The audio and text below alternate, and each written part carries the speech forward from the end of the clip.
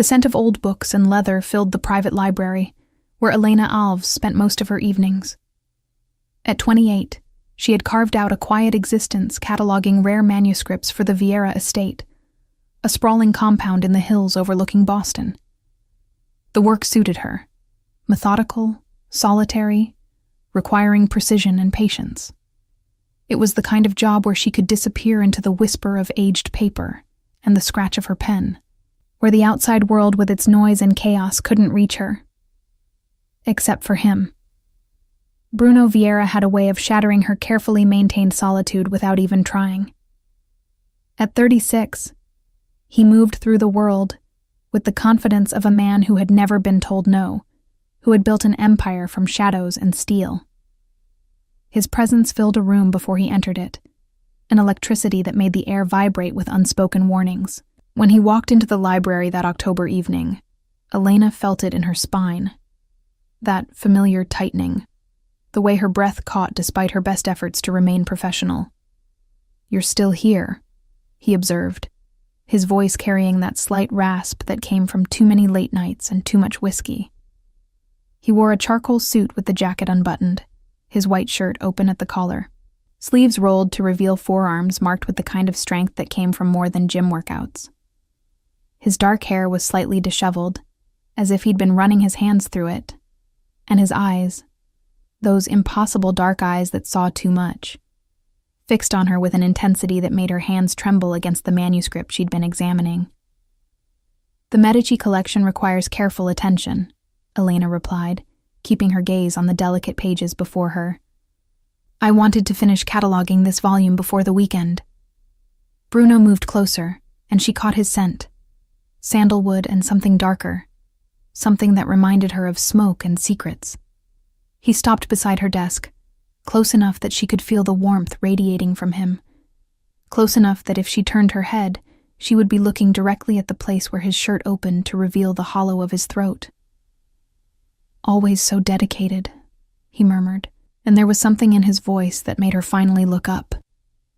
His expression was unreadable, that careful mask he wore in public slipping just enough to reveal something raw beneath. "That's what I've always admired about you, Elena. Your ability to focus on what matters." Her heart hammered against her ribs. They had been dancing around this for 2 years. Stolen glances across crowded rooms.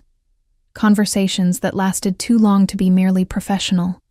Moments when his hand would brush hers as he passed her a rare volume, and the contact would send electricity coursing through her entire body. She had told herself it was nothing, that men like Bruno Vieira didn't notice women like her, that she was simply another employee in his vast network of business interests. But she had been lying to herself. "Mr. Vieira," she began, but he cut her off with a shake of his head. "Bruno," he corrected, as he had 100 times before. "When it's just us, it's Bruno." "Bruno," she amended, the name feeling dangerously intimate on her tongue. "I should finish this. It's getting late." Instead of leaving, he reached out and gently closed the manuscript she'd been working on. His fingers were long and elegant, despite the calluses she knew were there, despite the violence those hands were capable of. "It's after midnight, Elena. The Medicis can wait." She swallowed hard, acutely aware of how alone they were, how the rest of the house had gone silent hours ago. The library felt suddenly smaller, the air thicker. "What are you doing here? I thought you had that meeting in the city."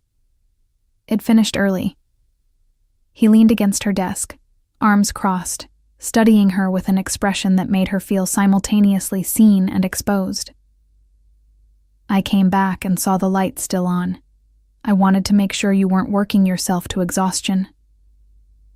"I'm fine," she said, but her voice betrayed her, coming out softer than she intended. "Are you?" The question hung between them, weighted with meaning. His gaze dropped to her hands, which she'd clasped together to hide their shaking. "Elena, look at me." She did, and immediately regretted it. The careful distance she had maintained for 2 years, crumbled in the face of what she saw in his eyes. Desire. Yes, but also something deeper. Something that terrified her more than attraction ever could. "I can't keep pretending," Bruno said, his voice low and rough, "that you're just my archivist, that I don't notice every time you walk into a room, that I don't find excuses to come to this library just to hear your voice." He pushed off from the desk, moving around it to stand before her chair. "Tell me I'm alone in this. Tell me you feel nothing and I'll leave. I'll maintain the professional distance you clearly prefer. But if there's even a chance..." Elena stood abruptly, her chair scraping against the hardwood floor. She should have stepped back, should have put distance between them, but instead she found herself frozen, looking up at him as he towered over her. At 5'6", she had never felt particularly small, but Bruno made her feel delicate in a way that should have been unsettling, but somehow wasn't. "You know what you are," she whispered.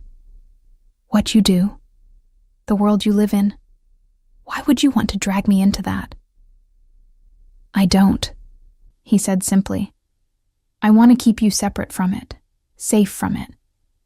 His hand came up slowly, giving her time to pull away, before his fingers traced the line of her jaw with a gentleness that contradicted everything she knew about him. "But I can't stop thinking about you. Can't stop wanting this." When he kissed her, it was with a restraint that spoke volumes about the control he maintained over himself, over everything in his life. His lips were soft against hers, questioning rather than demanding, and Elena felt something inside her chest crack open. She had spent 2 years building walls, convincing herself that this couldn't happen, shouldn't happen. Those walls crumbled to dust in the space of a heartbeat. Her hands came up to grip the front of his shirt, pulling him closer, and Bruno made a sound low in his throat that sent heat flooding through her body. The kiss deepened, became something urgent and necessary, and Elena lost herself in the taste of him, whiskey and mint, and something darker that she couldn't name but wanted more of. When they finally broke apart, both breathing hard, Bruno rested his forehead against hers. "Tell me this isn't just me," he said, and there was a vulnerability in his voice that she had never heard before, that she suspected few people ever heard. "It's not just you," Elena admitted, her voice barely audible. "It's never been just you." That night marked the beginning of something Elena knew was dangerous but couldn't resist. Bruno was careful, always so careful, keeping their relationship hidden from his business associates, from the world that wouldn't understand. Their time together existed in stolen moments, late nights in the library that turned into early mornings, weekends at a private cabin upstate where they could pretend to be normal people without the weight of his empire pressing down on them, quiet dinners in the penthouse apartment he kept separate from his business dealings. Elena learned the man beneath the reputation, discovered that Bruno Vieira collected rare books not for status, but because he genuinely loved them, that he had a dry sense of humor that caught her off guard, that he was unfailingly gentle with her even as she saw glimpses of the ruthlessness he showed the rest of the world. She learned that his father had built the family empire through blood and fear, and Bruno had inherited both the kingdom and the crown of thorns that came with it.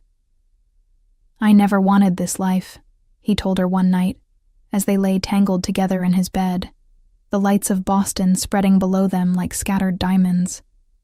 His fingers traced lazy patterns on her bare shoulder. "My father gave me no choice. By the time I was old enough to understand what we really did, I was already too deep to walk away." "Do you want to?" Elena asked, turning to look at him. "Walk away?" Bruno's expression shuddered, that careful mask sliding back into place. "It's not that simple. There are people who depend on me, families whose livelihoods are tied to the organization. Walking away would create a power vacuum that would tear this city apart." Elena said nothing, simply pressed a kiss to his chest, right over his heart. She understood, even if she didn't like it, that Bruno saw himself as responsible for maintaining a certain order, however violent. It was a rationalization, perhaps, but she had learned that people rarely saw themselves as villains in their own stories. For 2 years, they built something together in the shadows. Elena continued her work with the rare book collection, and Bruno continued running an empire that existed in the gray spaces between legal and illegal. They carved out a sanctuary in the midst of chaos, a private world where they could simply be Bruno and Elena, without titles or expectations or the weight of his family name. But sanctuaries, Elena would learn, were fragile things. The night everything changed started like any other. Elena was working late in the library, finishing up some correspondence about a potential acquisition. She heard raised voices from Bruno's office down the hall. Not unusual, as business discussions often grew heated. But something about the tone made her pause, made her listen.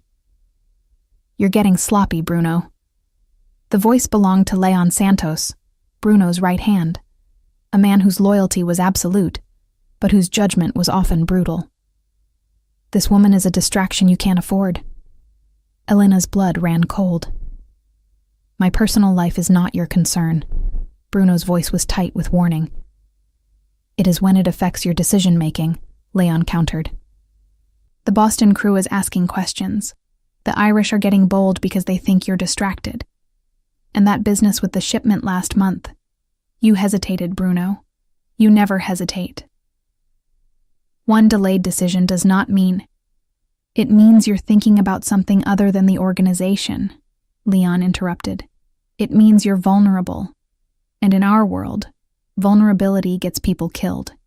You need to end this, whatever it is, before it becomes a problem we can't control." Silence stretched, and Elena held her breath, waiting for Bruno to defend what they had, to tell Leon that his personal life was exactly that. Personal. Instead, she heard a heavy sigh. "You're right," Bruno said, and those 2 words felt like a knife between Elena's ribs. "I'll handle it." She didn't wait to hear more. She returned to her desk, hands shaking so badly she could barely hold her pen, and tried to focus on the manuscript before her. But the words blurred together, meaningless, and all she could think about was the resignation in Bruno's voice, the way he had capitulated so quickly to Leon's demands. When Bruno appeared in the library doorway an hour later, Elena already knew what was coming. She could see it in the set of his shoulders, in the careful blankness of his expression.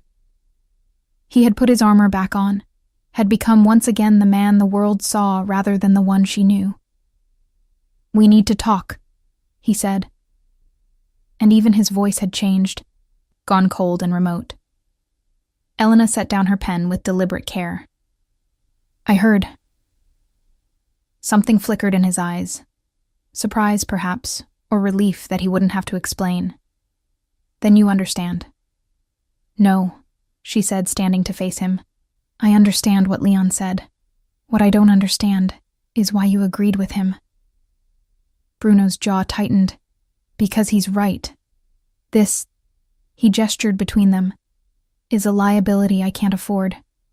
I've been selfish, keeping you close when I knew it put you at risk. When I knew it put everything at risk. I'm not asking you to choose me over your responsibilities," Elena said, fighting to keep her voice steady. "I've never asked that. You don't have to ask." He took a step closer, then seemed to think better of it and stopped. "Just being near me puts you in danger. The people I deal with, they don't have boundaries, don't respect the line between business and personal. If they knew about you, if they wanted to hurt me, they would use you without hesitation." "Then we're more careful," Elena argued, even though she could see the decision was already made, could see it in every rigid line of his body.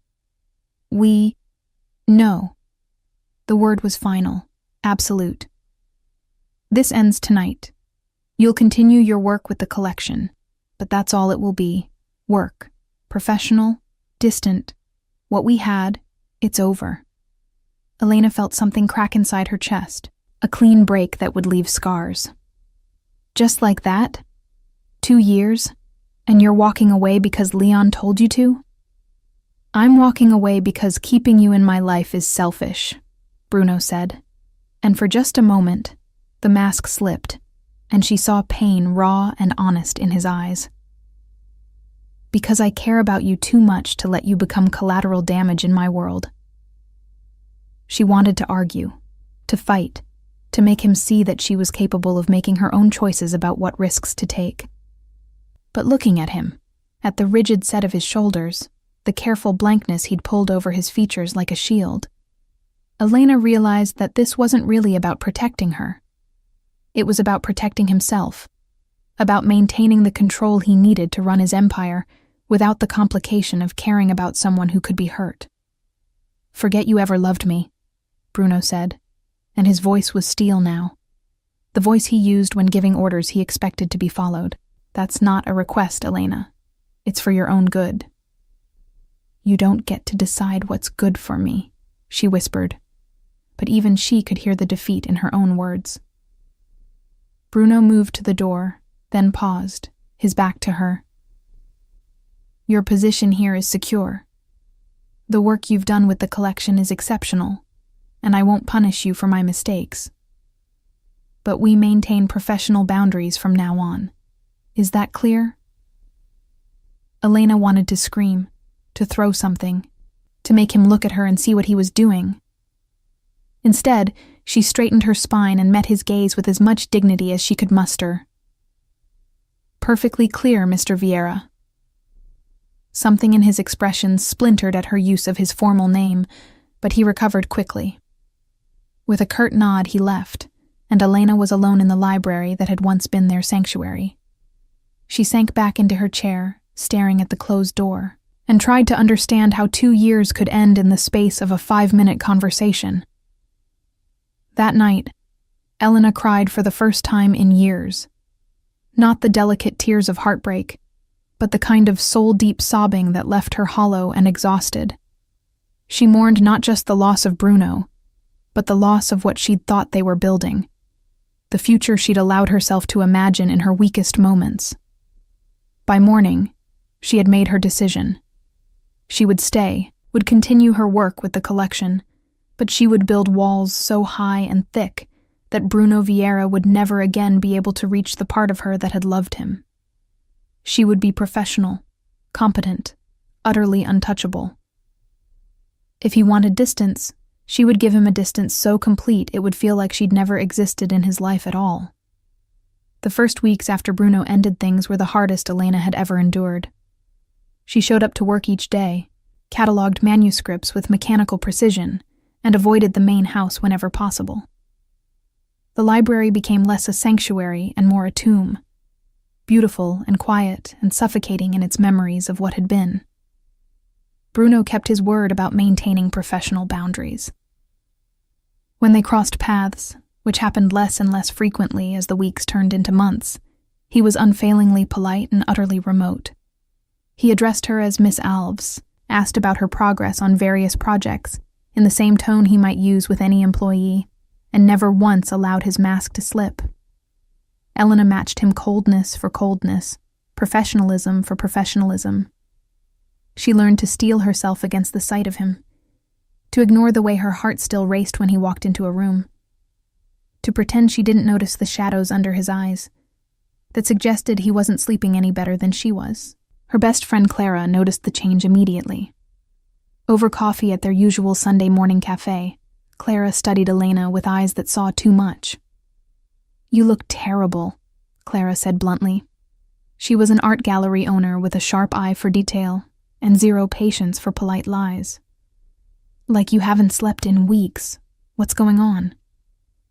Elena stirred her coffee, watching the cream swirl into patterns that dissolved as quickly as they formed. "Nothing. Just busy with work." "Liar." Clara leaned back, crossing her arms. "I've known you for 10 years, Elena. You don't get that look in your eyes from working too hard. You get it from heartbreak." The word hung between them, and Elena felt her carefully maintained composure crack. She told Clara everything, about Bruno, about the 2 years they'd hidden their relationship, about how it had ended with such brutal finality. "Men," Clara spat when Elena finished, her expression a mixture of sympathy and fury. "Especially men like him, with their codes and their pride and their stupid noble sacrifices. He threw away something real because he was afraid." "He said it was to protect me," Elena said quietly. "And you believe that?" Elena considered the question. Did she believe Bruno had ended things to protect her? Yes, in part. But she also believed he'd done it to protect himself, to maintain the iron control he needed over every aspect of his life. Love made people vulnerable, and vulnerability was a luxury Bruno Vieira couldn't afford. "It doesn't matter why," Elena said finally. "It's over. I just need to move on." But moving on proved harder than she'd anticipated. Boston was a city that belonged to the Vieira family in ways both visible and invisible. She saw reminders of Bruno everywhere. In the restaurants that bore his family name, in the social pages where his photograph appeared at charity galas, in the whispered conversations about mob business that she couldn't help overhearing in coffee shops and grocery stores. 6 months after the breakup, Elena made a decision. She would leave the Vieira estate, leave the library and the manuscripts and the ghosts that haunted every room. She began quietly searching for other positions, sending out carefully worded inquiries to private collectors and academic institutions. But every opportunity seemed to evaporate the moment her references were checked. Positions that had seemed promising would suddenly be filled. Interviews would be canceled without explanation. It took Elena 3 frustrating months to realize what was happening. Bruno was blocking her, using his influence to keep her exactly where she was. She confronted him on a cold March afternoon, catching him as he was leaving his office for a meeting in the city. Leon stood nearby, always the shadow, but Elena ignored him, focusing all her attention on Bruno. "We need to talk," she said, keeping her voice level despite the anger simmering beneath her skin. "Privately." Bruno's expression remained carefully neutral. "Miss Alvis, if this is about the collection, it's about the fact that every job I apply for mysteriously disappears," she interrupted, not caring that Leon was listening, not caring who might overhear. "It's about you using your influence to trap me here." Something flickered in Bruno's eyes. Guilt, perhaps, or annoyance at being called out. "I have no idea what you're talking about." "Don't lie to me," Elena said, stepping closer. "I've been doing this work long enough to know when someone's interfering, and the only person with enough reach to blacklist me across multiple institutions is standing right in front of me." Bruno's jaw tightened. "Leon, give us a moment." His second-in-command hesitated, then nodded and moved out of earshot. Once they were alone, or as alone as they could be in a hallway where anyone might walk by, Bruno's careful mask cracked just enough for Elena to see the frustration beneath. "You want to leave," he said flatly. "I need to leave," Elena corrected. "Staying here, seeing you, pretending we were never anything. It's killing me, Bruno. So yes, I want to leave. I deserve the chance to build a life somewhere that doesn't remind me of what I lost." "And if I told you it's not safe?" His voice dropped lower, more urgent. "That there are people who still ask about you, who remember seeing us together? That removing my protection would leave you vulnerable?" Elena laughed, a brittle sound. "So what's the alternative? I stay here forever, trapped in a job I can no longer stand, watching you from a distance and pretending it doesn't hurt? That's not protection, Bruno. That's a prison." "It's temporary," he insisted, "just until the situation stabilizes." "It's been 9 months, Elena said. "How much longer? A year? 5 years? The rest of my life?" She shook her head. "I can't do this anymore. I won't." Bruno ran a hand through his hair, a gesture of frustration she remembered from their time together. "What do you want from me, Elena?" "Let me go," she whispered. "Really let me go." Stop interfering with my job applications. Stop watching me. Give me the chance to move on with my life." For a long moment, Bruno said nothing, just studied her with those dark eyes that saw too much. Finally, he nodded. "Fine. I'll make some calls, undo whatever damage has been done. You'll have your opportunities." Relief flooded through her, followed immediately by a strange sense of loss. This was it, the final severing of whatever connection had remained between them. "Thank you." "Elena." He reached out as if to touch her, then let his hand fall. "For what it's worth, I never wanted to hurt you." "I know," she said, and realized she meant it. Bruno had made choices he thought were necessary, had prioritized duty over desire in a way that was probably inevitable, given who he was. Understanding that didn't make it hurt less, but it did make it easier to let go. "Goodbye, Bruno." She didn't wait for his response, just turned and walked away, her spine straight and her eyes dry. Later, alone in her apartment, she would cry. But in that moment, she needed him to see her strength, needed him to know that she would survive this, would thrive beyond it. True to his word, Bruno removed whatever obstacles he'd placed in her path. Within 2 weeks, Elena had 3 solid job offers. She chose a position at a private library in Providence, Rhode Island, far enough from Boston to feel like a fresh start, close enough that she wouldn't be completely uprooting her life. Her last day at the Vieira estate fell on a gray April morning. Elena packed up her personal belongings from the library, a few books Bruno had given her, photographs of rare manuscripts she'd cataloged, notes from 2 years of meticulous work. The room felt cavernous without her presence in it, and she wondered who would take over the collection, whether they would love these books the way she had. She was loading the last box into her car when Bruno appeared. He wore a black suit, despite the casual hour, and his expression was as carefully blank as it had been for the past 9 months. "I wanted to make sure you had everything you needed," he said, keeping a careful distance between them. Elena closed her trunk, then turned to face him. In the pale morning light, she could see new lines around his eyes, a weariness that hadn't been there before. "I do. Thank you. The Providence Library is lucky to have you," Bruno said. It might have been a simple pleasantry, except for the way his voice caught on the words, a hairline fracture in his composure. "And you'll find another archivist," Elena replied. "Someone without complications." "Elena." He stopped, seeming to struggle with words. "I want you to know that if circumstances were different, if I were different—" "Don't," she interrupted gently. "Please don't make this harder than it already is." Bruno nodded, shoving his hands into his pockets. For a moment, they simply stood there, 2 people who had loved each other in secret and lost each other in silence.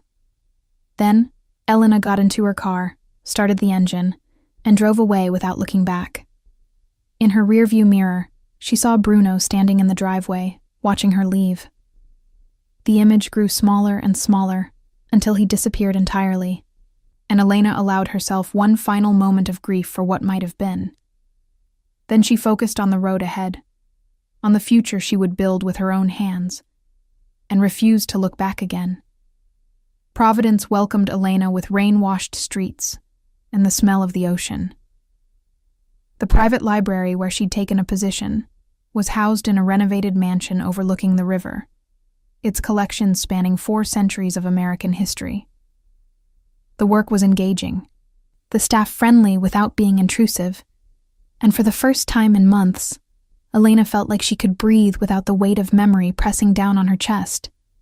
She rented a small apartment in the historic district, within walking distance of the library.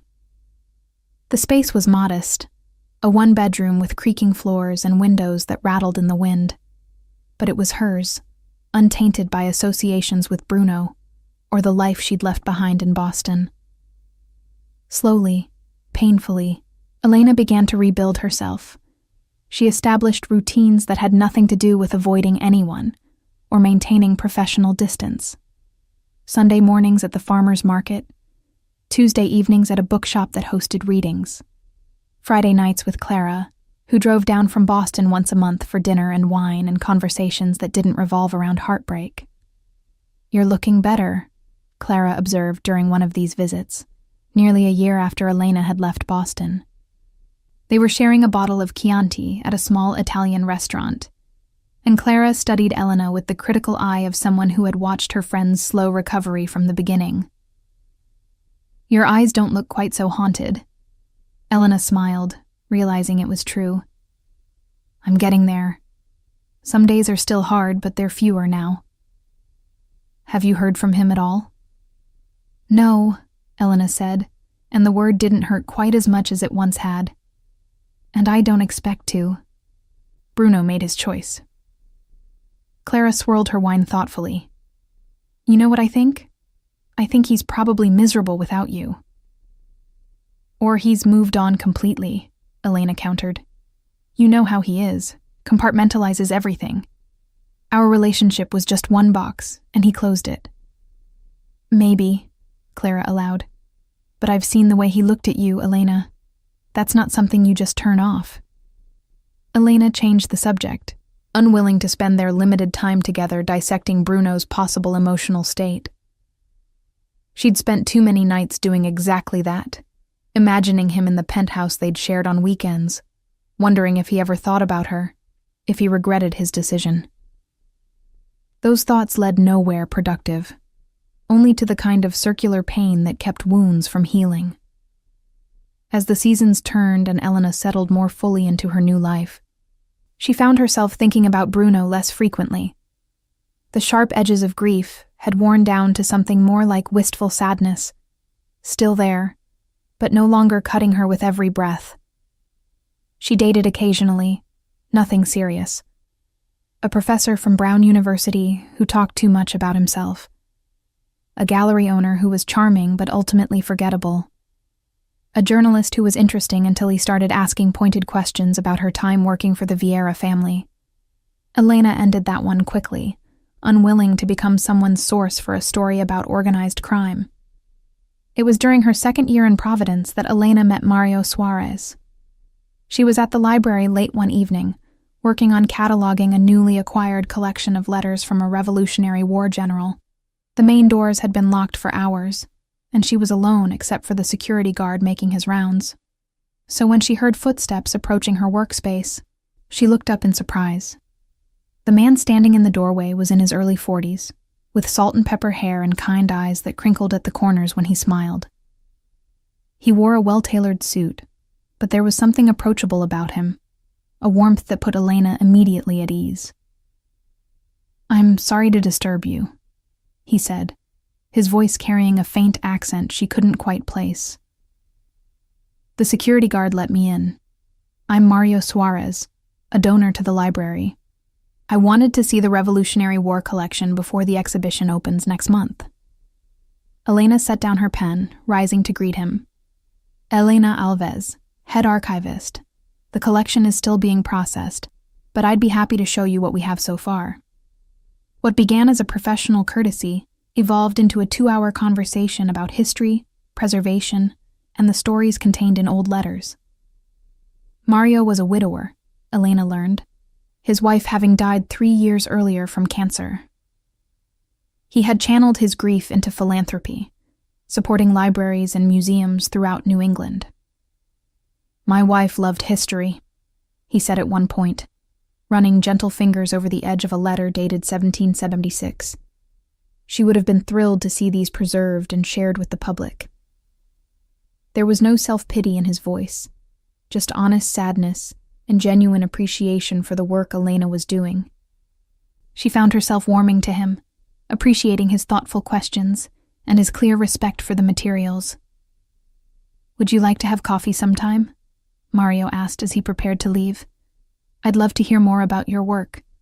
And if I'm being honest, I'd also just enjoy the company." Elena hesitated, but something about Mario's straightforward kindness made her say yes. They met for coffee the following Saturday at a cafe near the waterfront. The conversation flowed easily, touching on books and travel and the small details that made up daily life. Mario didn't ask intrusive questions about her past, didn't push for information she wasn't ready to share. Their second coffee date led to dinner, which led to walks along the river, which gradually evolved into something that felt like the beginning of a relationship. Mario was patient, never rushing her, always giving Elena space to move at her own pace. He had a successful import business. Legitimate, she was relieved to learn, with no shadows or secrets lurking beneath the surface. "I like you, Elena," Mario told her one evening, as they stood on the pedestrian bridge watching the sunset paint the river in shades of gold and crimson. "I like the way you talk about books like they're old friends. I like your laugh. I like that you don't need me to fill every silence." He turned to look at her, his expression open and honest. "I know you've been hurt before. I don't need to know the details. I just want you to know that I'm not in a rush. We can take this as slowly as you need." Elena looked at this kind, patient man, who had appeared in her life without demands or complications, and felt something shift in her chest. Not the overwhelming rush of feeling she'd experienced with Bruno, but something gentler, something that felt like it might be sustainable.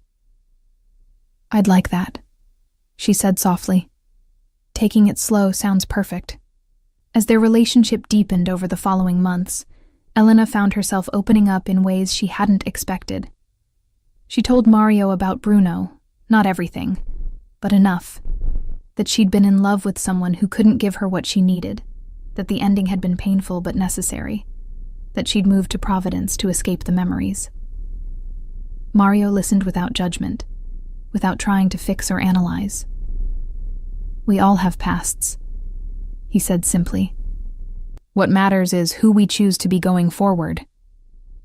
It was this quality, this ability to accept without needing to possess, to care without needing to control, that made Elena fall for Mario Suarez.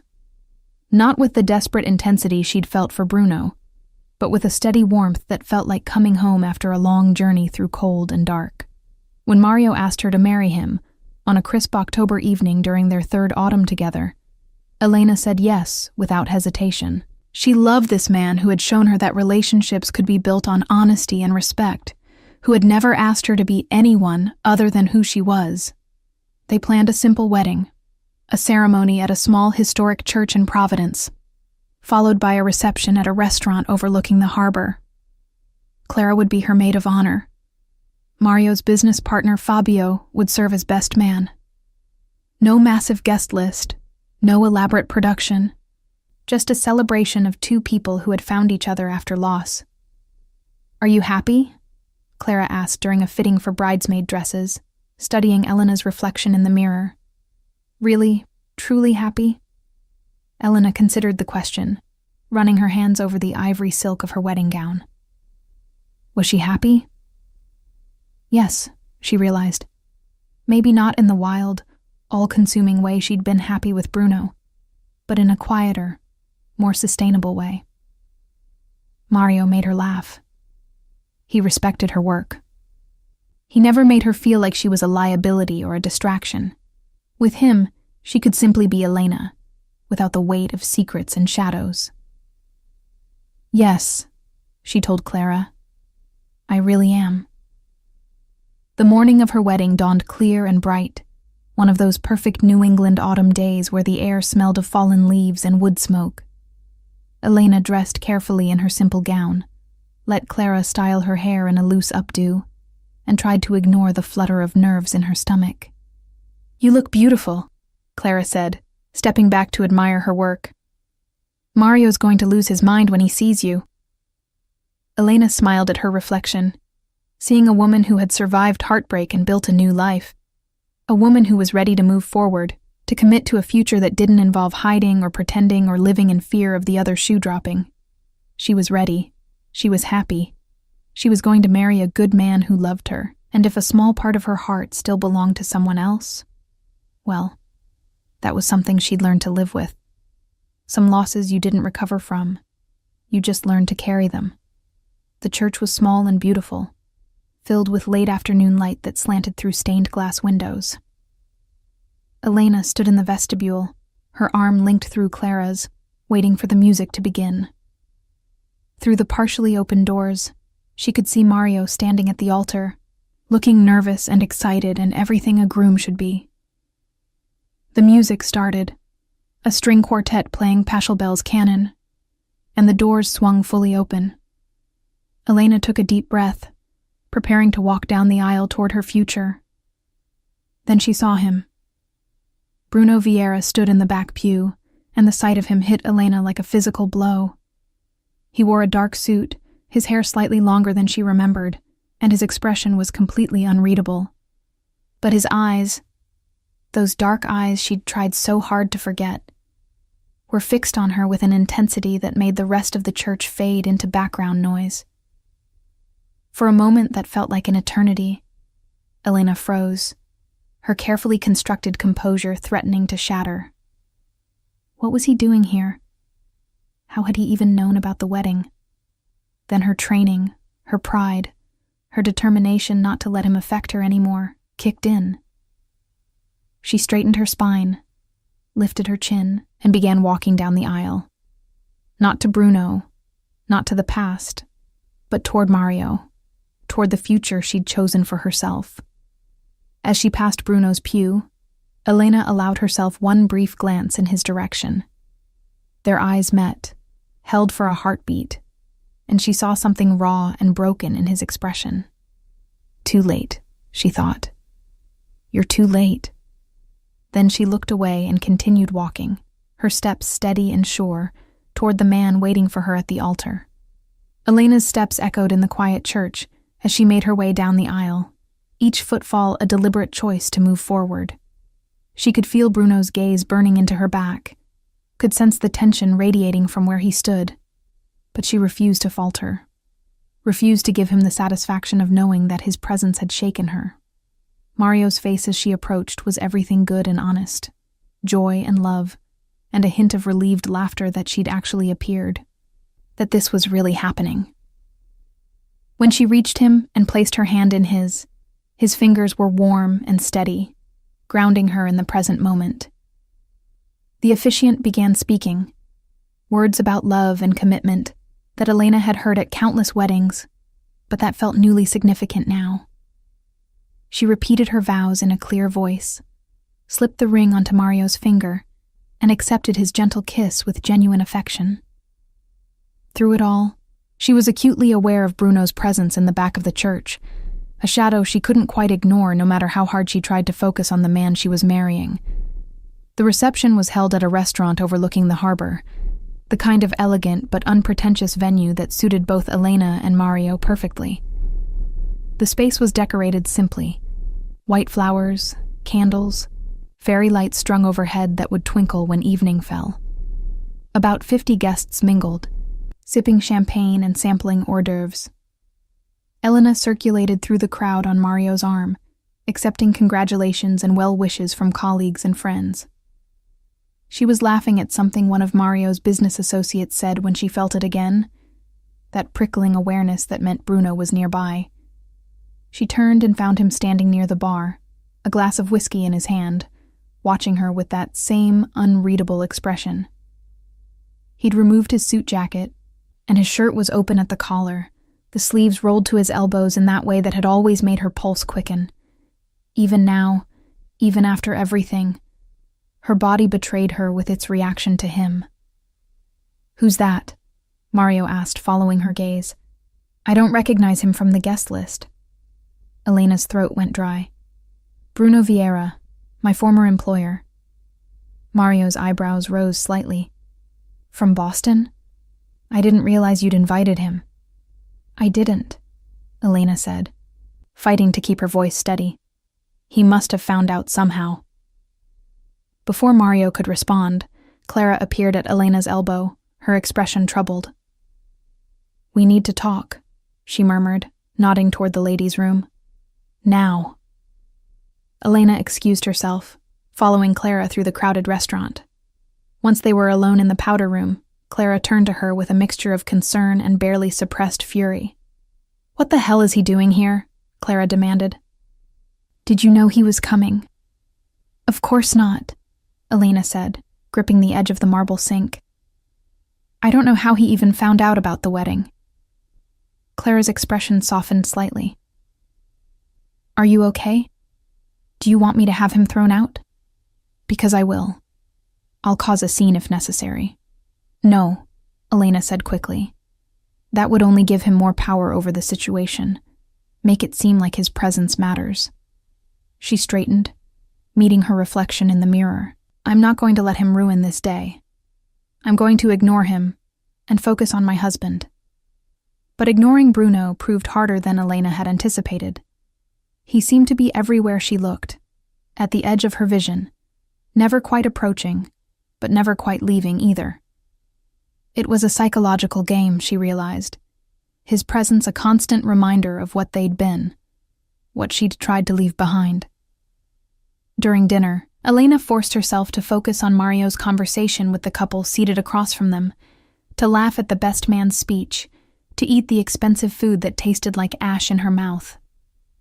She was acutely aware of Bruno seated at a table near the back, barely touching his meal, his attention fixed on her with an intensity that made her skin prickle. "Elena," Mario said quietly, leaning close so only she could hear. "You don't have to pretend with me. If you need to leave, if this is too much—" "No," she interrupted, placing her hand over his. "I'm sorry. I'm here. I'm present. He doesn't get to take this away from us." Mario studied her face for a long moment, then nodded. "Okay. But if you change your mind, we can slip out the back. Start our honeymoon early." He smiled, trying to lighten the mood. "I hear St. Lucia is beautiful this time of year." Elena returned his smile, grateful for his understanding, for the fact that he wasn't demanding explanations or making accusations. This was what she had with Mario: peace, understanding, the ability to simply be without constant drama and danger. After dinner came the first dance. As Mario led her onto the floor and the quartet began playing their chosen song, Elena finally allowed herself to relax into the moment. Mario wasn't a particularly graceful dancer, but he was confident enough not to care, spinning her gently and making her laugh when he missed a step. "Thank you," she murmured against his shoulder. "For what?" "For being exactly who you are." Other couples joined them on the floor, and Elena let the music and movement wash over her, finding a kind of peace in the simple joy of the celebration. She was married. She had built a new life, found a good man, created a future that didn't involve shadows and secrets. When the song ended, Mario was pulled away by his business partner for what was supposedly an urgent phone call. Elena made her way to the bar to get a glass of water, needing a moment to collect herself. "Congratulations." The voice came from directly behind her, and Elena didn't need to turn around to know who it was. She closed her eyes briefly, steeling herself, then turned to face Bruno Vieira for the first time in 3 years. Up close, she could see the changes in him. New lines around his eyes, a hardness to his jaw that hadn't been there before, and something haunted in his gaze that made her chest ache despite her best efforts to remain unmoved. "Thank you," she said, her voice cool and professional. "Though I don't recall you being on the guest list." "I wasn't," Bruno admitted. "I heard about the wedding through mutual acquaintances. I wanted to see for myself." "See what?" "That you were really happy, really moving on." Elena lifted her chin, refusing to let him see how much his presence affected her. "And what's your verdict?" Bruno's gaze traveled over her, the simple elegance of her wedding dress, the glow of happiness she'd been working so hard to maintain, the ring on her finger that proclaimed her belonging to someone else. When his eyes met hers again, she saw something crack in his carefully maintained composure. "He seems like a good man," Bruno said quietly. "Safe, uncomplicated. Everything I'm not. Yes, Elena agreed, her voice steady despite the way her heart was racing. That's exactly what he is. And you love him? The question hung between them, loaded with meaning. Elena thought about lying, about telling Bruno that she loved Mario with the same desperate intensity she'd once felt for him. But she'd built this new life on honesty, and she wouldn't start lying now, not even to protect herself from Bruno's scrutiny. I love him, she said carefully. Maybe not in the wild, consuming way I loved you, but in a way that's sustainable. That doesn't leave me feeling like I'm constantly walking on the edge of a cliff. He makes me happy, Bruno. He makes me feel safe. Something flickered in Bruno's eyes. Pain, perhaps, or regret. I should have fought for you, he said, his voice rough. I should have told Leon and everyone else to go to hell. Should have found a way to keep you without keeping you in danger. But you didn't, Elena replied simply. You made your choice. And now, I've made mine. Elena. He reached for her hand, then seemed to think better of it, letting his own fall to his side. I need you to know that ending things with you was the hardest thing I've ever done. That there hasn't been a day in the past 3 years when I haven't thought about you, haven't wondered if I made a terrible mistake. Don't, Elena said, her voice breaking despite her best efforts. Don't do this. Not here, not now. When then? Bruno asked, and there was a desperation in his voice she'd never heard before. You've moved on. You're married. There won't be another chance to tell you that I was wrong, that I was a coward, that walking away from you was the biggest regret of my life. Tears threatened, but Elena blinked them back. You don't get to do this, she whispered. You don't get to show up at my wedding and tell me you made a mistake. You don't get to make me question everything I've built when you were the one who destroyed what we had. I know, Bruno said, and the anguish in his voice was almost her undoing. I know I have no right. But I needed you to know. Needed you to understand that when I told you to forget I ever loved you, it was the biggest lie I've ever told. Elena? Mario's voice cut through the tension like a knife. He approached, his expression concerned but not suspicious, and Elena realized how it must look. Her and Bruno standing close together, both of them clearly emotional, the air between them thick with unspoken history. Everything all right? Mario asked, looking between them. Elena straightened, smoothing down her dress and forcing a smile. Yes, of course. Mario, this is Bruno Vieira, my former employer from Boston. He was just congratulating us on the wedding. Mario extended his hand, and Bruno shook it with the kind of professional courtesy that gave nothing away. Mario Suarez, pleasure to meet you. Congratulations, Bruno said, his voice perfectly controlled again. You're a very lucky man. I know, Mario replied, slipping his arm around Elena's waist. The gesture was protective without being possessive, a subtle claim that Elena belonged with him now. Bruno's gaze dropped to where Mario's hand rested on Elena's hip, and something in his expression shuddered. I should go. I've intruded long enough. He looked at Elena one last time, and she saw everything he wasn't saying in his eyes. Apology, regret, love that had come too late to matter. Goodbye, Elena, he said softly.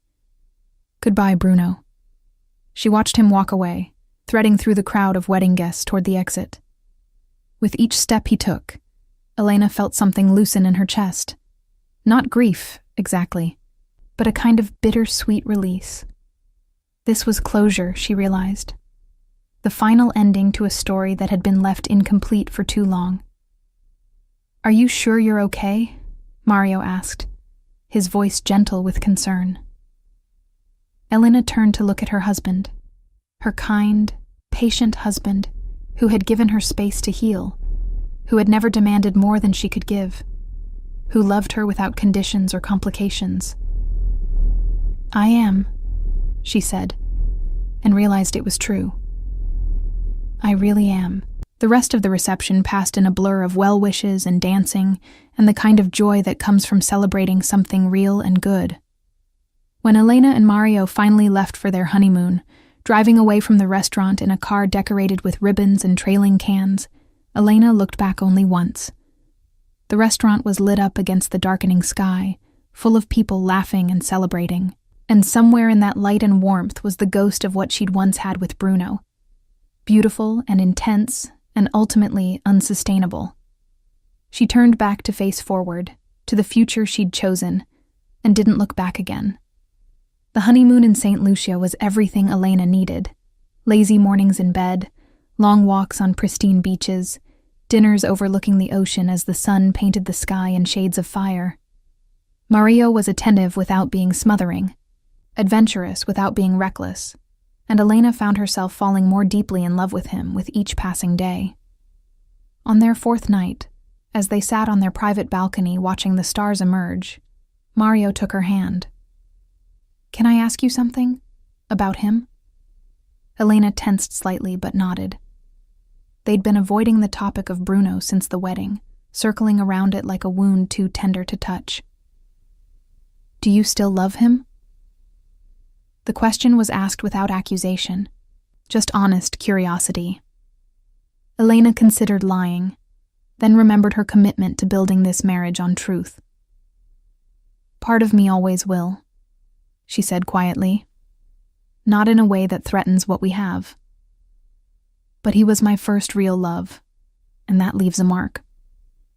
She turned to look at Mario, needing him to understand. "But what I feel for Bruno is in the past. What I feel for you is present and future. Does that make sense?"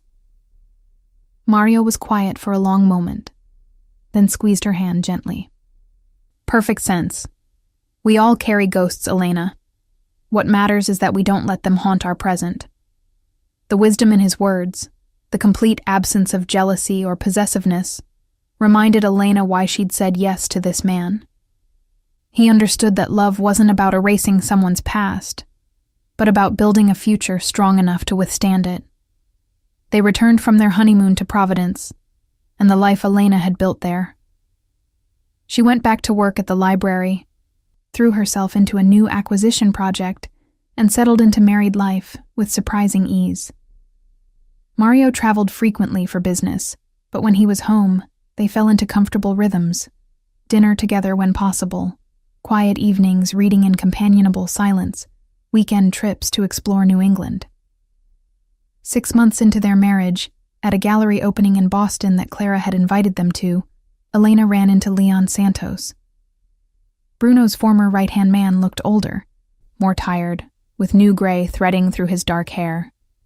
He approached her cautiously, as if unsure of his reception. "Elena?" he said with a slight nod. "It's good to see you."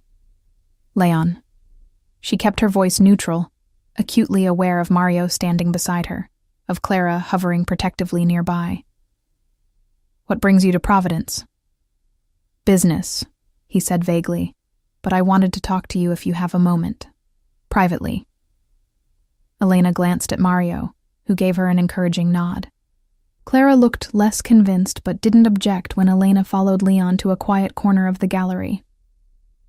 "I owe you an apology," Leon said without preamble. "For what I said to Bruno 3 years ago. For pushing him to end things with you." Elena blinked, surprised. "Why are you telling me this now?"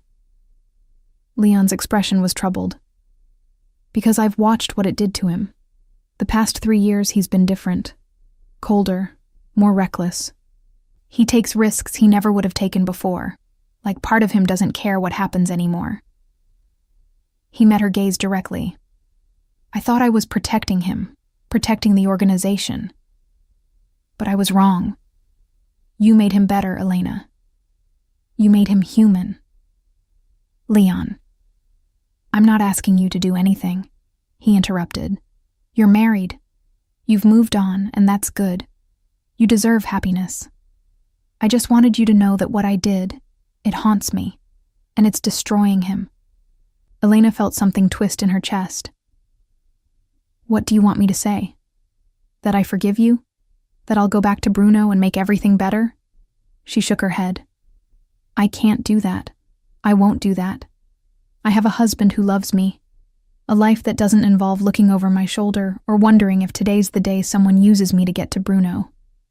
I'm happy, Leon. Really, genuinely happy. I know, Leon said quietly. I can see it, and I'm glad for you. He hesitated, then added, but if you ever want to know how he's doing, if you ever wonder, my number hasn't changed. After he left, Elena stood in the corner of the gallery trying to process the conversation. Mario appeared at her elbow, offering her a glass of wine. That looked intense, he observed. Elena accepted the wine gratefully. He wanted to apologize for his role in Bruno ending our relationship. And did you accept his apology? I don't know, Elena admitted. Part of me wants to tell him to go to hell, but another part understands that he thought he was doing the right thing, protecting Bruno the only way he knew how. Mario slipped his arm around her waist. You're allowed to be angry at him and understand his motivations at the same time. Life isn't neat enough to require choosing one or the other. Elena leaned into her husband's solid warmth, grateful for his presence, for the way he could see complexity in situations that others might view in black and white. Thank you, she murmured. For what? For being you. For not being threatened by my past, or demanding I pretend it didn't happen. Mario pressed a kiss to her temple. Your past is what made you who you are. I'd never ask you to deny it.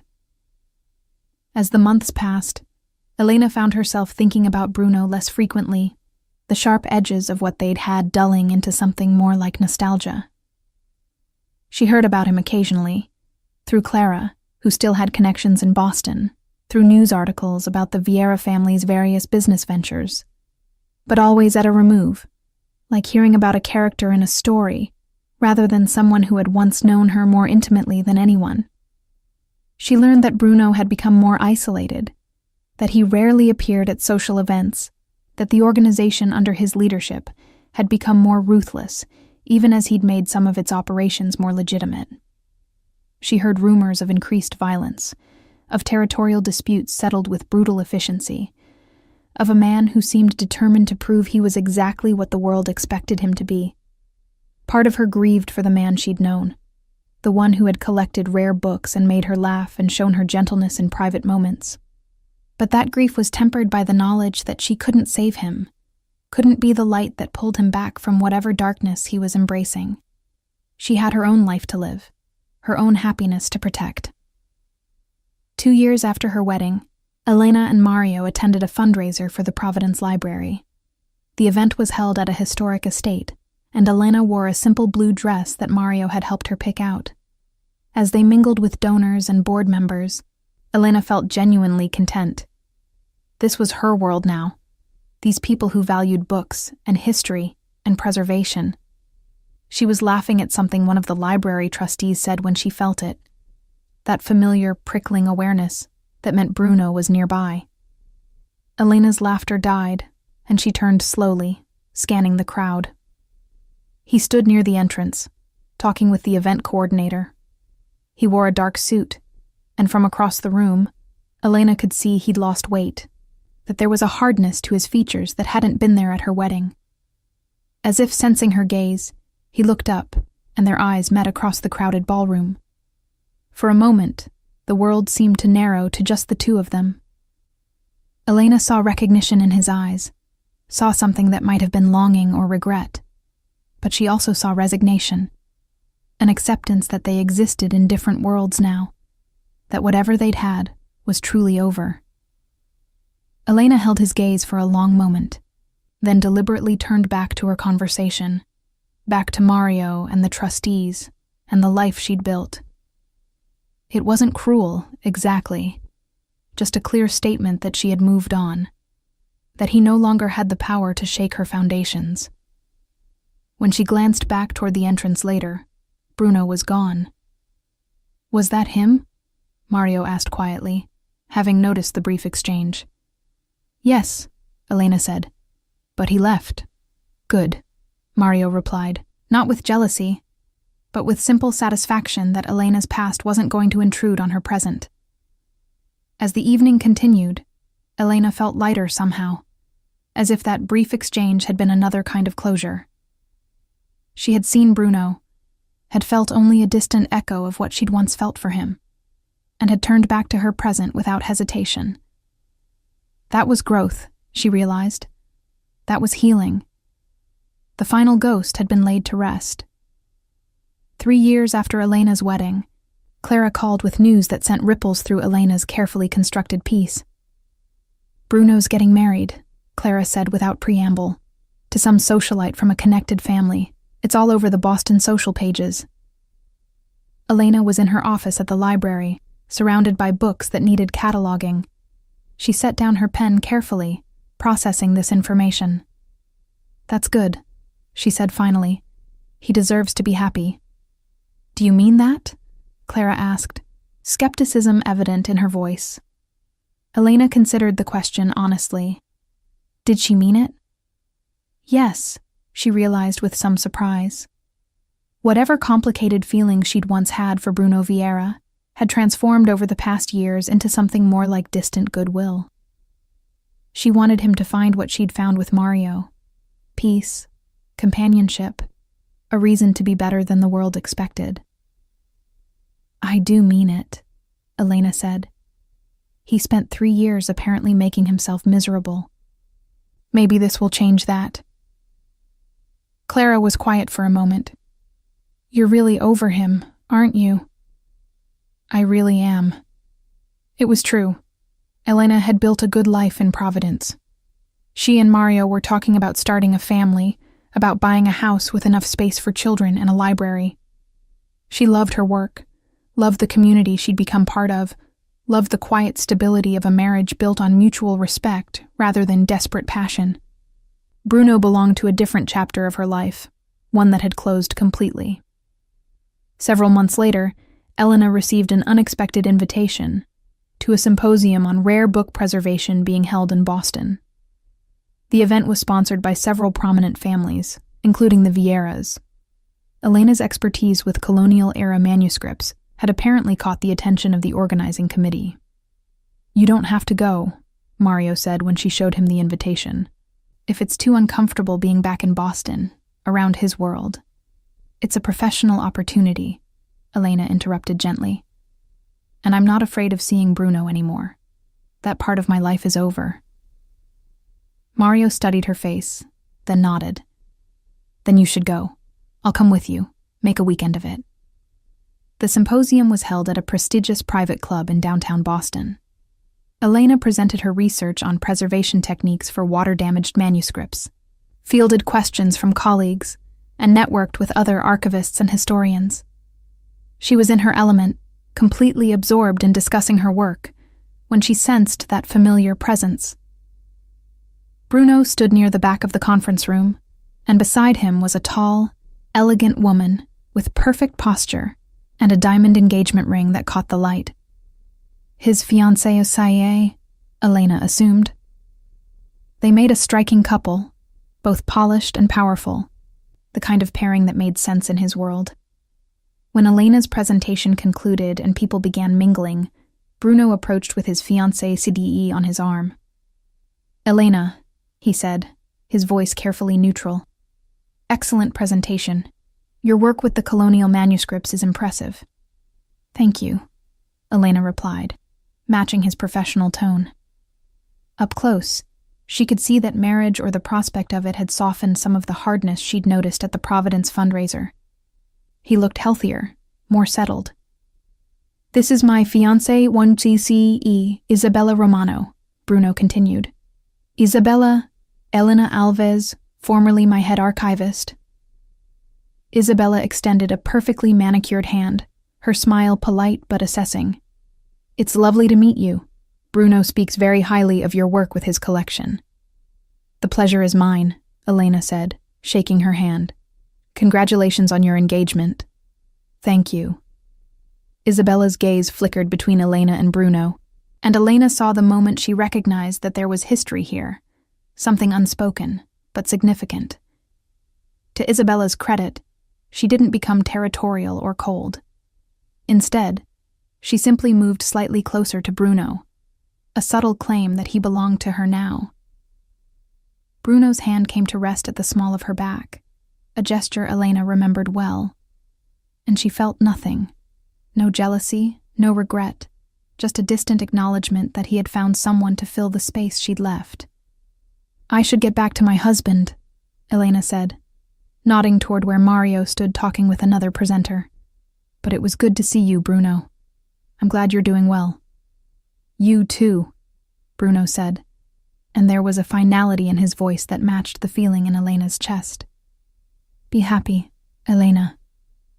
I am, she said simply. I really am. As she walked back to Mario, Elena felt the last thread connecting her to Bruno Vieira finally snap. Not with pain or drama, but with a quiet sense of completion. They had loved each other once, had hurt each other, had gone their separate ways. Now they were both moving forward with different people, different lives. The story was over. Mario slipped his arm around her waist as she reached him. You okay? Perfect, Elena said, leaning into his warmth. Ready to go get dinner? They left the symposium hand in hand, and Elena didn't look back. 4 months later, on a crisp spring morning, Elena stood in her bathroom staring at a positive pregnancy test. Joy and terror warred in her chest as she processed what this meant. She and Mario were going to have a baby, were going to become parents, were going to expand their quiet, stable life to include someone new. She told Mario that evening over dinner, and his reaction was everything she could have hoped for. Pure, uncomplicated joy. He swept her into his arms, laughing and crying at the same time, already making plans for nurseries and baby names, and how they would balance work and parenting. As her pregnancy progressed, and Elena's body changed to accommodate new life, she found herself reflecting on the journey that had brought her here.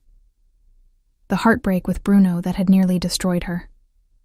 The slow rebuilding in Providence. Meeting Mario and learning to love again. Differently but just as deeply. The gradual healing that had allowed her to see Bruno at various events without her world tilting off its axis. She had survived what she'd thought would kill her, had built something beautiful from the wreckage, had learned that there were different kinds of love and different kinds of happiness. On the day their daughter was born, as Elena held the tiny, perfect human she and Mario had created, she felt a completeness she'd never experienced before. This was her family. Mario, their daughter Clara, named after her best friend, and whatever other children might come. This was her happiness, earned through pain and patience and the courage to try again after devastating loss. If she thought of Bruno at all in those early days of new motherhood, it was only to feel grateful that their story had ended when it did. She couldn't imagine this life, this beautiful, messy, joyful life, if she'd stayed in Boston, trapped between love and fear, waiting for a man who could never fully commit. She had chosen herself, had chosen the possibility of something better, and the universe had rewarded that choice. Years passed. Clara grew from infant to toddler, to a bright, curious child who loved books as much as her mother. Mario's business continued to thrive, and Elena eventually took a position teaching archival studies at Brown University, finding joy in passing her knowledge to the next generation. She heard about Bruno occasionally, through news articles, through Clara's continued connections in Boston. He had married Isabella, had a son, had successfully transitioned more of the Vieira empire into legitimate business. By all accounts, he was happy, or as happy as a man with his history could be. Elena was glad for him, in the distant way you're glad when someone you once cared for finds their path. But mostly, she didn't think about him at all. Her life was full of Mario's laughter, and her daughter's questions, and her students' enthusiasm, and Sunday dinners with friends, and the quiet joy of a marriage built on honesty and respect. She had everything she needed, everything she'd ever really wanted. On the 10th anniversary of her wedding to Mario, as they sat on their porch watching Clara play in the yard, Mario took Elena's hand. "Do you have any regrets?" he asked, the question coming from nowhere. Elena considered it, really considered it. Did she regret loving Bruno? No. That love had taught her what she needed, what she didn't, who she wanted to be. Did she regret the pain of that ending? Not anymore. It had led her here, to this porch, this man, this life. "No regrets," she said, squeezing Mario's hand. "Not a single one." And as the sun set over Providence, painting the sky in shades of gold and crimson, Elena meant it with her whole heart. 5 years after her wedding, Elena stood in the nursery of their Providence home, watching her daughter Clara sleep. At 3 years old, the little girl had inherited Mario's warm brown eyes and Elena's honey blonde hair, a perfect blend of both parents. The room was painted a soft sage green, filled with books and toys carefully chosen to nurture curiosity and imagination. "She's out cold," Mario whispered from the doorway, coming to stand beside Elena. His arm slipped around her waist with the easy familiarity of years together. All that running around at the park finally caught up with her. Elena leaned into her husband's warmth, grateful for these quiet moments. Their life had settled into comfortable rhythms. Mario's business trips were shorter now, scheduled around Clara's milestones and family dinners. Elena had been promoted to lead curator at the Providence Library and was publishing articles on manuscript preservation that were gaining recognition in academic circles. They had purchased this house 2 years ago, a Victorian with good bones and enough space for the family they were building. "I got an interesting call today," Mario said as they moved to their bedroom, closing Clara's door softly behind them. "From the Symposium Committee in Boston. They want you to keynote next year's conference on colonial document preservation." Elena paused in the act of removing her earrings. "In Boston?" "I know it's complicated," Mario said carefully. He had long since stopped dancing around the topic of Bruno, treating Elena's past with the same straightforward honesty he brought to everything else. "But it's a huge professional opportunity. The symposium is the most prestigious in the field." Elena considered this, examining her own reaction. 3 years ago, even the thought of returning to Boston for an extended period would have filled her with anxiety. Now she felt only a mild trepidation, the kind anyone might feel about revisiting a place associated with old pain. "I'll think about it," she said finally. The timing would be good. It's not until next fall after Clara's birthday.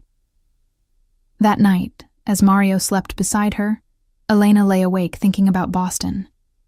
The city where she'd fallen in love, where she'd learned the difference between passion and stability, where she'd left behind a version of herself that no longer existed. She wondered if Bruno still lived in the penthouse, if he still collected rare books, if his marriage to Isabella had brought him the peace he'd seemed to be seeking. Then she wondered why she was wondering at all. The decision to accept the keynote invitation came gradually, after discussions with Mario and her department head at the library. It would mean a week in Boston, 3 days of conference presentations, workshops, and networking, followed by a long weekend visiting Clara, who had been asking about the city where Mommy used to work. "Are you sure about this?" her friend and colleague asked over coffee one afternoon. Not Clara, her friend from Boston, but Melissa, a fellow archivist who had become close over the years. "Emotionally, I mean. Going back can be harder than you expect." "I'm sure," Elena said, and realized she meant it. "That chapter of my life is closed. Bruno Vieira is just someone I used to know." The words felt true as she said them, which was its own kind of victory. September arrived with its promise of changing leaves and crisp air. Elena packed carefully for the Boston trip. professional clothing for the conference, casual outfits for the weekend with Clara and Mario, who would join her after the symposium ended.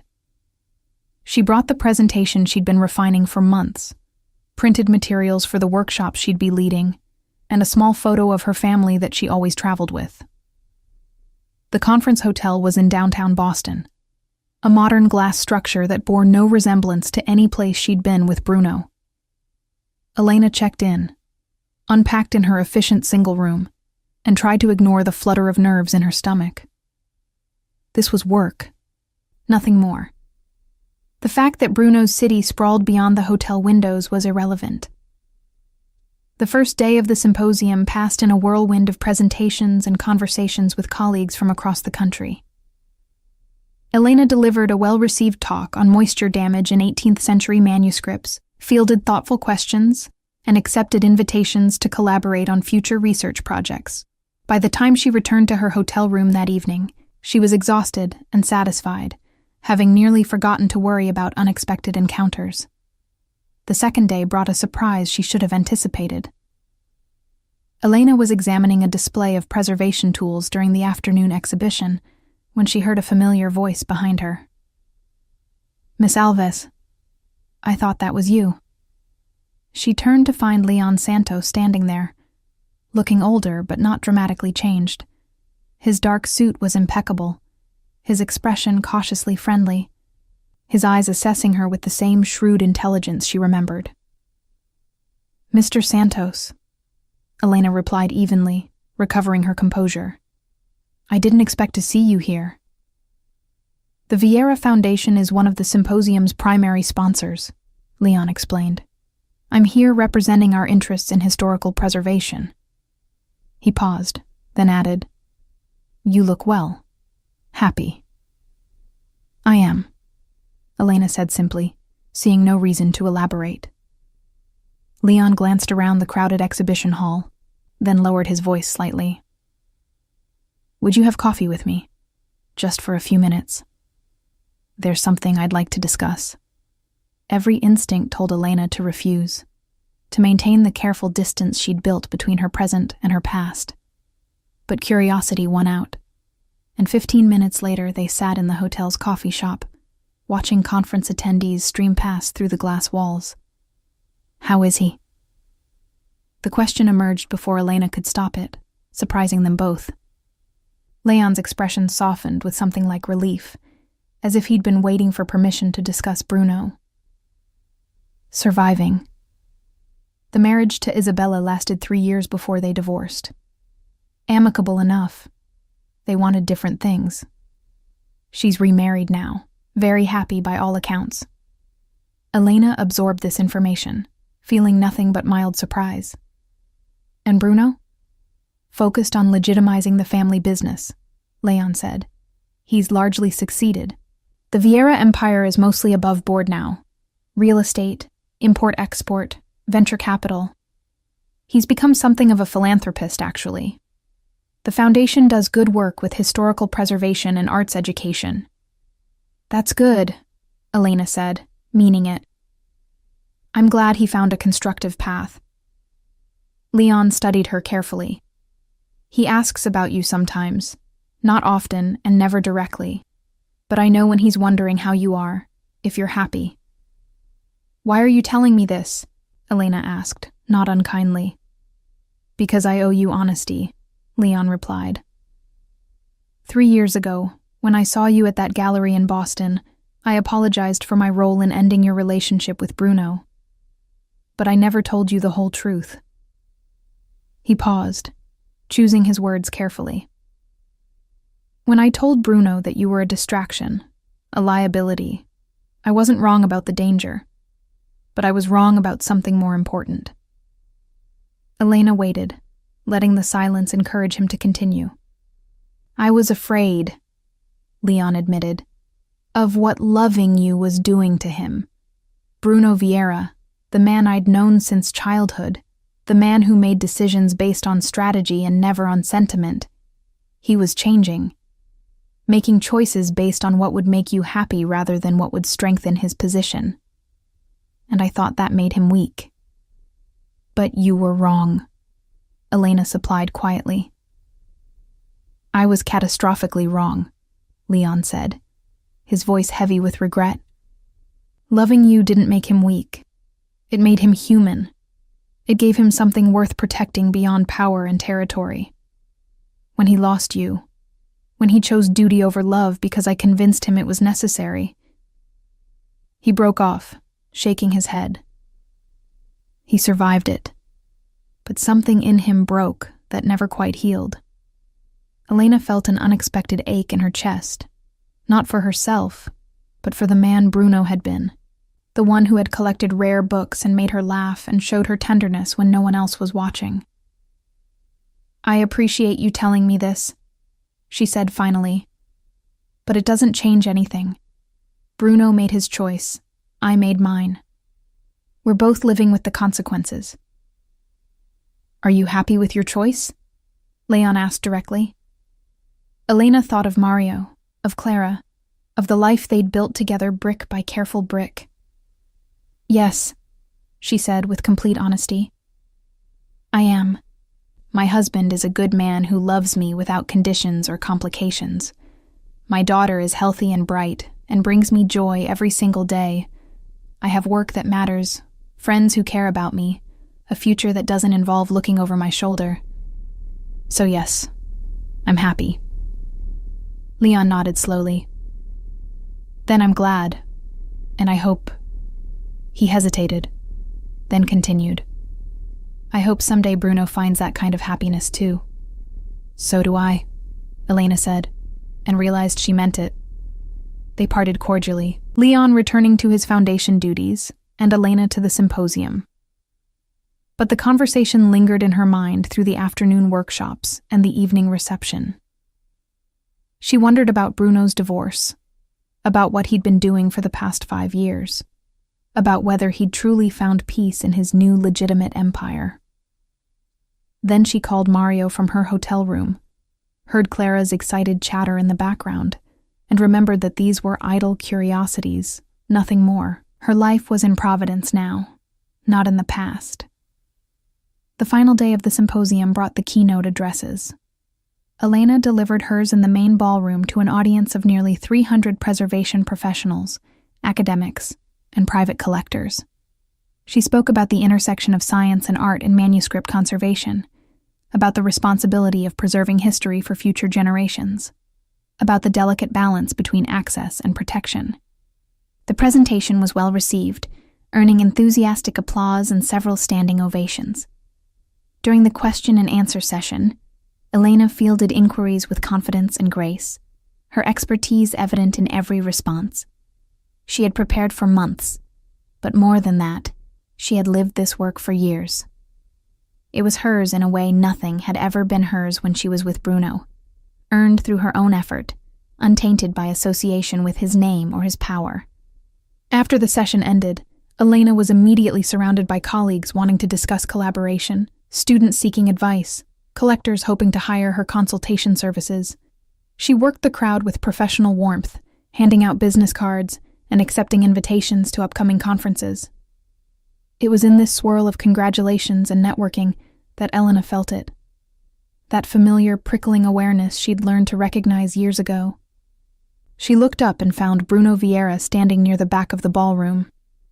He wore a dark suit, his hair now distinctly threaded with silver at the temples. Even from across the room, she could see he'd aged in the 5 years since her wedding. New lines around his eyes, a leanness to his face that suggested weight loss through stress or deliberate discipline. He stood with perfect stillness, his dark eyes fixed on her with an intensity that transported her instantly back to that library where everything had begun.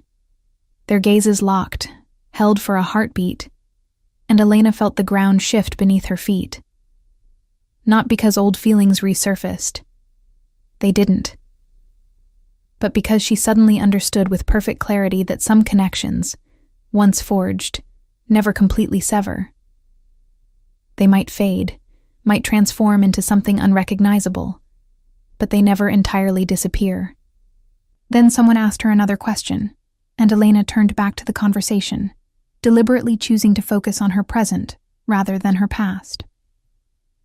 When she looked toward the back of the ballroom again several minutes later, Bruno was gone. That evening, as Elena packed her conference materials and prepared for Mario and Clara's arrival the next day, her phone rang with an unknown Boston number. "Hello? Elena." Bruno's voice was exactly as she remembered, that slight rasp, the careful control, the undercurrent of something deeper. "I'm sorry to call unexpectedly. I got your number from the conference directory. I hope that's all right." Elena sat on the edge of her hotel bed, processing the surreality of this moment. "It's fine. What can I do for you?" "Your keynote was exceptional," Bruno said. "The work you're doing, the research you've published, it's brilliant. You've become exactly what you were meant to be." "Thank you," Elena replied, keeping her voice professionally cordial. "I'm proud of the work." A pause, filled with unspoken history. Then, "Would you meet me? Just for coffee, just to talk. I promise I won't take much of your time." Every rational instinct told Elena to refuse. She was happy, settled, had no business reopening chapters that had closed years ago. But something in his voice, not desperation exactly, but a quiet honesty that she remembered from their best moments together, made her hesitate. "My family arrives tomorrow," she said finally. "I don't have much free time." "An hour," Bruno said. "That's all I'm asking. There's a cafe 2 blocks from your hotel, tomorrow morning before your family gets there. Please, Elena, there are things I need to say." Elena closed her eyes, weighing the decision. Mario would understand. He always did. And she was curious, she had to admit. Curious about what Bruno needed to say after all this time. Curious about whether seeing him again would hurt, or simply feel like encountering a stranger who happened to share her history. 9 o'clock, she said. "The cafe you mentioned. 1 hour and then I need to go." "Thank you." The relief in his voice was palpable. "I'll see you tomorrow." After disconnecting, Elena sat for a long moment staring at her phone. Then she called Mario, because their marriage was built on honesty, and she wouldn't start keeping secrets now. "That's fine," Mario said when she explained about the coffee meeting, his voice warm with trust. "You're allowed to have closure conversations with your past. I'm not threatened by a man you haven't been with in 8 years. "I love you," Elena said, grateful for his steadiness, for the security of knowing she could tell him anything without fear. "I know," Mario replied, "and I love you. But Elena, be kind to him. Whatever he did, however it ended, he's clearly still carrying it." "How do you know?" "Because men don't track down their ex-lovers at professional conferences 8 years later unless they're still carrying it," Mario said simply. "Just remember, you're not responsible for fixing him or absolving him. You're only responsible for being honest." Elena thought about that after they hung up. She wasn't responsible for Bruno's healing, hadn't been even when they were together. That was a lesson it had taken her years to fully internalize, that loving someone didn't mean sacrificing yourself to save them. The next morning dawned gray and threatening rain. Elena dressed carefully in jeans and a simple sweater, casual but put together, neither trying too hard, nor not caring at all. She left the hotel at 8:45, giving herself enough time to walk the 2 blocks and arrive precisely on time. The cafe was small and unpretentious, the kind of place that served good coffee to neighborhood regulars rather than tourists.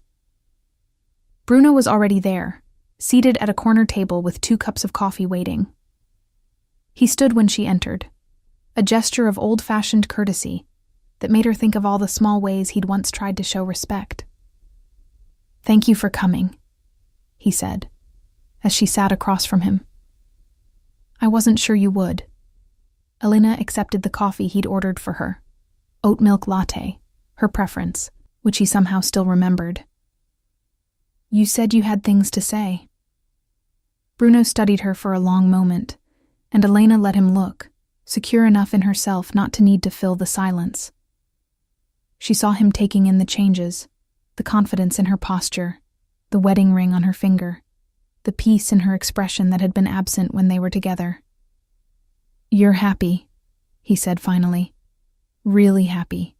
I can see it in your eyes." "I am," Elena confirmed. "I have a good life. Bruno. A husband who loves me. A daughter who's the light of my world. Work that fulfills me. I'm happy." Something passed across Bruno's face. Grief, perhaps, or acceptance. "I'm glad. Truly. You deserve that happiness." He paused, then added, "Leon told me he saw you yesterday. Said you seemed settled, at peace." "Leon talks too much," Elena observed mildly. A ghost of a smile touched Bruno's lips. "He does, but he means well." The smile faded. "Elena, I asked you here because I owe you an apology. A real one.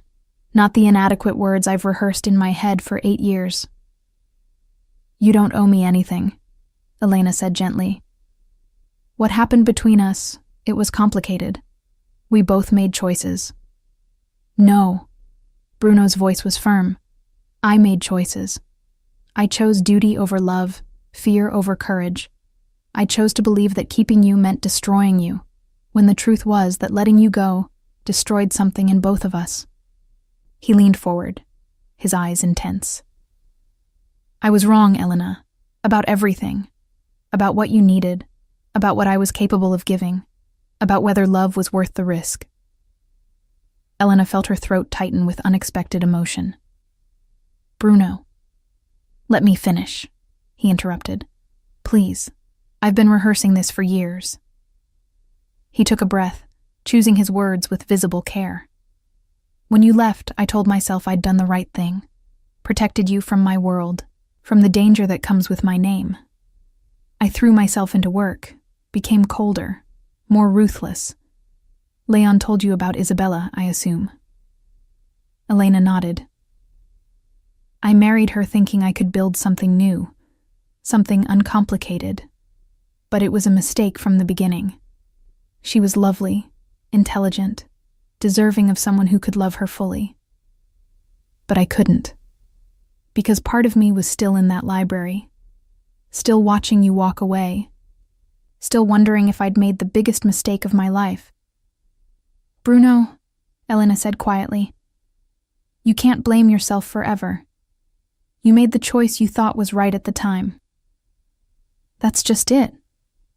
"I didn't think it was right," Bruno said, his voice raw with honesty. "I knew it was wrong, but I was afraid. Afraid of what loving you meant, of the vulnerability it created, of how much power you had to hurt me. So I hurt you first, convinced myself it was noble when it was really just cowardice." Elena absorbed this, seeing the truth of it in his haunted eyes. "What do you want from me, Bruno? Forgiveness? Absolution? Because I can't give you those things. I'm not angry anymore. I was for a long time, but I've moved past it. But I can't absolve you of your choices any more than I can change what happened." "I know," Bruno said. "I'm not asking for forgiveness. I'm asking for you to know the truth, that ending things with you wasn't about protecting you. It was about protecting myself from the terrifying reality of how much I needed you." He ran a hand through his silver-threaded hair. "And I want you to know that I'm glad you're happy. Genuinely, deeply glad. Your husband is a lucky man, and I hope he knows it." "He does," Elena said softly. They sat in silence for a moment, the weight of 8 years settling between them. Elena realized this was closure, real closure, the kind that comes from honesty rather than silence or anger. "What about you?" she asked. "Leon said you're doing well with the business transformation, but are you happy?" Bruno considered the question seriously. "I'm at peace," he said finally. "Which isn't quite the same thing as happy, but it's more than I had when you left. The business is legitimate now, or as legitimate as something built on my family's foundation can be. I've made amends where I could. I sleep better at night." "That's good," Elena said, meaning it. "I'm glad you found a path forward." "Elena." Bruno hesitated, then continued. "When I saw you at your wedding, saw how you looked at your husband, I realized I'd never seen that expression on your face when you looked at me. Not love, exactly, but peace, trust. The security of knowing someone wouldn't ask you to be anything other than who you are." Elena thought about this, about the difference between what she'd had with Bruno and what she had with Mario. "We were intense," she acknowledged. "Maybe too intense to be sustainable. What I have with Mario, it's quieter, but it's real, and it's built on foundations that won't crumble." "He's a good man," Bruno said. "I looked into him after your wedding, not to interfere," he added quickly, seeing her expression. "Just to make sure you were safe, that he was what he seemed." Elena should have been angry at this invasion of her privacy, but she found she couldn't muster the energy. "And your verdict?" "That he loves you the way you deserve to be loved," Bruno said simply. "Without conditions, without shadows. I'm glad you found that." Elena glanced at her watch. They'd been talking for nearly an hour, and Mario and Clara would be arriving at the hotel soon. "I need to go," she said, gathering her purse. "My family is waiting." Bruno stood when she did, years of ingrained courtesy overriding the informal setting. "Thank you for meeting me, for listening." "Take care of yourself, Bruno," Elena said, and she meant it with her whole heart. "Find someone who makes you happy. You deserve that too." She turned to leave, but his voice stopped her one final time. "Elena?" She looked back. "For what it's worth," Bruno said, his voice carrying 8 years of regret and hard-won wisdom. "You were the best thing that ever happened to me. Even though I couldn't hold on to it, even though I let fear win, knowing you, loving you, it changed me in ways that probably saved my life. So thank you. For 2 years of being seen, of being loved for who I was rather than what I could do or control. Thank you for that gift."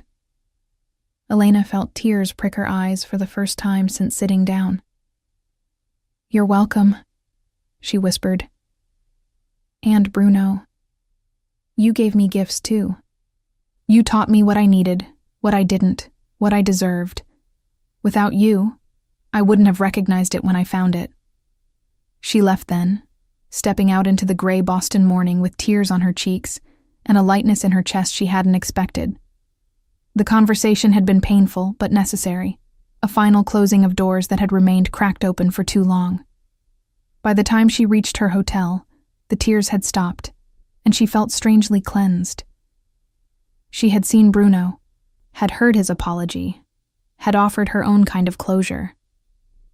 And it had changed nothing about her love for Mario, or her commitment to her family, which was exactly how it should be. Mario and Clara arrived an hour later, her daughter rushing into Elena's arms with excited stories about the train ride. Mario caught her eye over Clara's head, asking a silent question, and Elena nodded. "I'm fine. We're fine."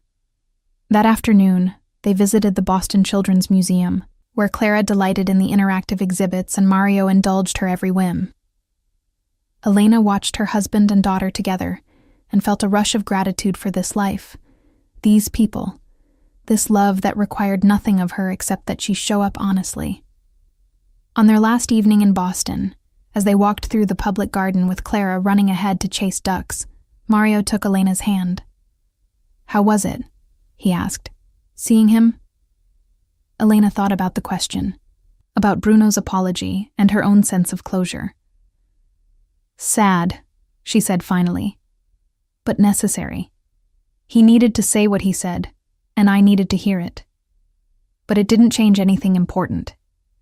You're still my husband. This is still my life. He's still just someone I used to know." Mario squeezed her hand. "Good. I'm not the jealous type. but I'd be lying if I said I wasn't a little concerned. You never have to be concerned, Elena assured him. What Bruno and I had, it was real, and it mattered. But it ended for good reasons. What we have is built on better foundations. They watched Clara splash in puddles, her laughter carrying across the park. Elena thought about different kinds of love, about passion versus peace, about the choices that shape our lives. She had loved Bruno Vieira with desperate intensity, had learned from that love, and had survived its ending. She loved Mario Suarez with steady warmth, built a family with him, created a future that didn't involve fear or shadows. Both loves were real. Both mattered. But only one was sustainable. Only one allowed her to be fully herself, without reservation or hesitation. As they left Boston the next day, Elena looked out the train window at the city receding behind them. Somewhere in that sprawl of buildings and history, Bruno was living his life, carrying his regrets, finding his own path to peace. She wished him well, truly and completely. Then she turned back to her daughter's coloring book, to her husband's crossword puzzle, to the ordinary beauty of a Sunday afternoon with her family, and didn't look back again. The past was finally, completely, irrevocably past. And Elena Suarez, no longer Alves, no longer defined by what she'd lost, but by what she'd built, was finally, completely free.